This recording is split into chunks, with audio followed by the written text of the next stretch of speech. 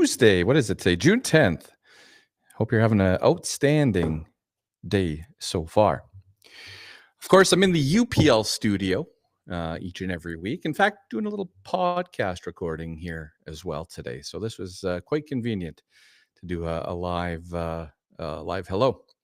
Of course, last week on the What the Futures podcast, we talked fertilizer. And for some reason, YouTube really loves fertilizer talk because that video is doing quite well. Of course, you can head over there to YouTube and subscribe to the channel. We have a goal here, 500 subscribers by the end of summer. And I know we got one today. So thank you for all those that subscribed. So we've been chatting fertilizer the last week. I'm again planning. I'm big into figuring out some stuff for the next growing season.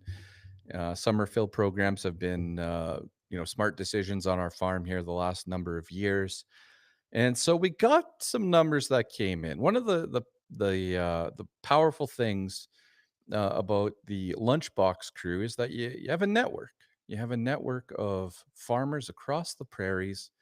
I'm not going to say which retail. I'm not going to say which farm, but we got some numbers coming in. And James Mitchell did, allude to this last week that these numbers would be in this range, and sure enough, they are. We've got urea for the month of June and July here at the $700 level. We've got some 715s being quoted as well, and we also have some 730s for August out there, and so that's the starting point. Now, I don't want to put words in James' mouth from last week, but he did say that he would keep your loonies and toonies in your pockets and sit tight, and gave plenty of good reasons on why. So check out last week's episode if you haven't already. Now, just turning the page here a little bit is that for this week's episode, we're going to talk weather. I got Brett Waltz with BAM Weather joining me here once again, and there's a lot going on from a weather perspective. There's like there is every year. Some areas are phenomenal. You go on social media, you see the action out there. I got a half inch of rain, it was perfect. I got 2 inches of rain, it was too much. And then you got the total reverse where I didn't get anything and I'm way too dry. And so we talk weather because there's a very important weather event on the horizon here for the Canadian prairies. But it's been evolving here the last 12 hours or so. And it's just not maybe as widespread as what we were initially hoping. So fingers crossed that it evolves and changes here once again, and that we can, we can see a better, just a better event overall. All right, now I think I just want to highlight here. I do have a chat as well, so I don't know if this is going to work, but I'll throw a little "Hey, folks" out there in the live chat. There we go. See if that works for us today. But yeah, so this week we've got weather with Brett, and then we also have I don't know if we want to call Trent the most bullish man in the Canadian prairies, but Trent Clarenbach of Clarenbach Research, he's not looking at the weather to stay if he's bearish or bullish. He's looking at other technical factors, and I joked. I joked that Trent was fueling the rocket. He was busy fueling the rocket this week. So we'll talk to Trent, see what he's noticing on the technical side, and what is influencing his bias. I hope, for my sake, that he's a little more bullish wheat. I know he's been bullish canola, but hopefully that can transfer or trigger into wheat as well.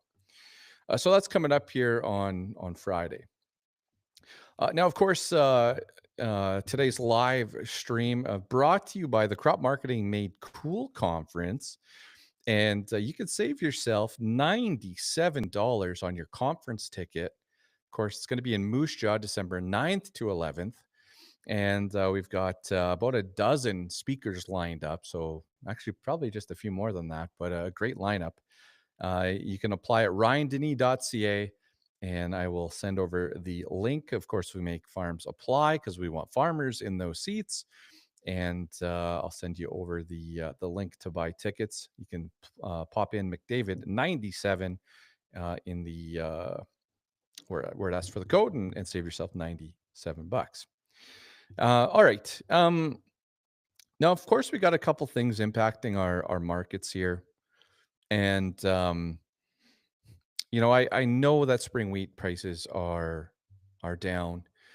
Futures are down here, and you can look at a rain event this last weekend covering portions of the prairies. You could say that's a little bit bearish.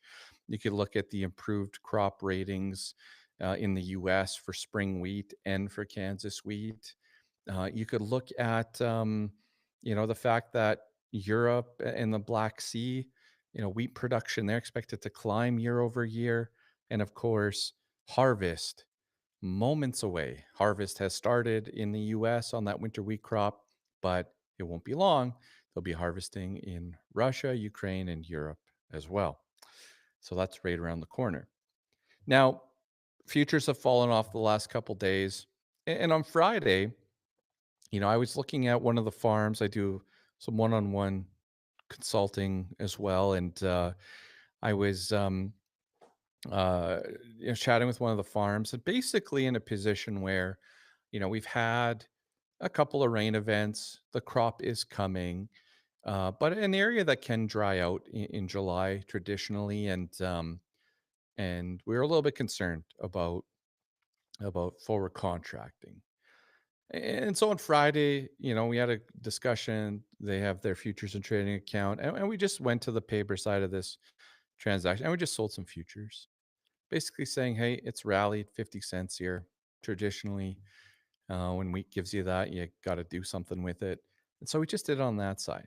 But I went on a rant to the Lunchbox crew and to anyone that wants to hear me the last the last couple days here. Um, I wouldn't be a big wheat seller on the physical side, like picking up the phone and calling a grain company and selling wheat. I wouldn't do much of that right now, even with futures, falling after this rally. I look at, and my farm's a little bit extreme right now because we're probably maybe we're not the driest of the dry, but we're definitely in that top percentile. And so um, I'm probably being influenced here by my kitchen view because I know that many of you have a decent start and a decent catch in your wheat crop. But I've been in discussions with our weather providers. I've been looking at the forecast. I've been looking at what is being proposed for us this summer, and what I see here is a challenging growing season ahead. Not for everybody. Don't get me wrong. Some of you will be absolutely perfect, but we're gonna get some rains here. Fingers crossed. We got a decent rain event later this week, and hopefully we get more than what's anticipated. But then what's next? What's coming after that? And when I look into late June, early July, again, I'm not a weather predictor, but I see challenges. And so one of my hiccups today is that on our farm, our wheat yield potential here is I'm sure we've lost 20%, something like that. Even if it's perfect moving forward, it's just, yeah, 3/4 of an inch of rain over the growing season to now is just, you guys know what it's all about, right? It's a challenge. And I said on the podcast a couple weeks ago, I moved to paper transactions. I've not contracted anything new here. Um, so I sit there and I look at what we have for a weather forecast, and I look at my yield reduction, I look at my profitability, And one of my marketing rules is just not to get too aggressive or do a bunch of contracting at a loss. So you sit there and you pencil yield and price, and if you're profitable, then that's a sell signal for you right there, right? If you're doing that math Friday, that's a sell signal. But for me, and if you're facing a little yield reduction here, potentially, I struggle to do a bunch of forward contracting in this environment.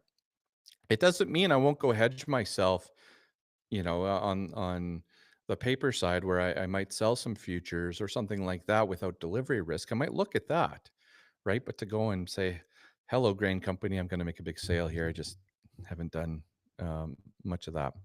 I wouldn't do much of that. Okay.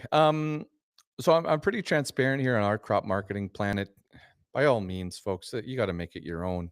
Um, that's why we come up with these nice little booklets here at the conference. The mine's been getting a workout lately, so I gotta see if I can fold it back here. But the crop marketing book, apparently I got two copies at all times here. But you got to make your crop marketing plan your own. And so for us, again, being in that dry area of the prairies, we've just been, protecting ourselves against bios, trying to have conversations uh, on the insurance side as well, just keeping our partners in the loop on what's going on. But we've implemented some call option strategies here on canola, and we did commit. And we basically have about not quite half of our call options bought right now, looking at to see what happens with this rain event, to go in and hopefully buy the rest and protect ourselves against the rest of the growing season. So, again, folks, we've got a little bit of canola sold, and we're just trying to cover our behinds against a big buyout because I was doing the buyout math, and of course, moving target with your grain companies out there. There's no formula, right? Remember when they in 21 when they say, "Well, it's the target, the next target that's in place. That's the number we're going to use." Um, yeah, that doesn't let anybody sleep well at night when you have no idea what that actually could be. And so those call options are there to try to protect against those scenarios because it was could be a $250,000, could be more. Again, I don't think we'll get a zero on our yield card this year, but just trying to be a bit more proactive, especially with this forecast. Again, I want to be optimistic, guys, but just trying to be a little bit more risk adverse, I guess. On the canola side, again, I'm excited to talk to Trent here because, there's a little weakness today. If I go to the close here, I didn't take a peek. It was down slightly when I checked it last. But, it's been building some positive momentum. November canola hit, I think, 700. Today was 698. Yesterday was 700. Reading from Oil World. I don't know if you guys follow that publication, but globally, we're starting to make some waves here. They mentioned the big increase in soil moisture deficit in Saskatchewan and the emergence being sped up.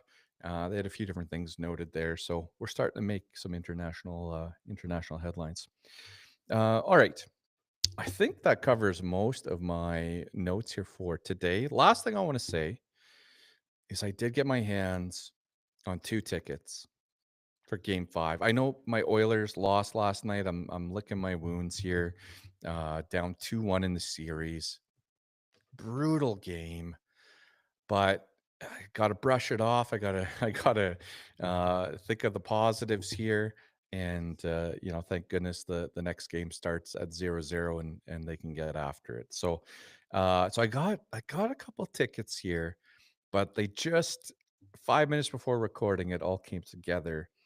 And so I gotta talk to Yvonne here, and we gotta make a game plan on how we're gonna activate this for Saturday. All right, so stay tuned for that one. All right, folks, I'm gonna go record with Trent Clarenbach now, so I'm gonna let you go. Thanks for hanging out here for your Tuesday, and just let me know. Send me a comment if you like the live stuff, if we should keep it going, and appreciate all the comments and feedback. So yeah, I guess for today from What the Futures podcast, I'm out.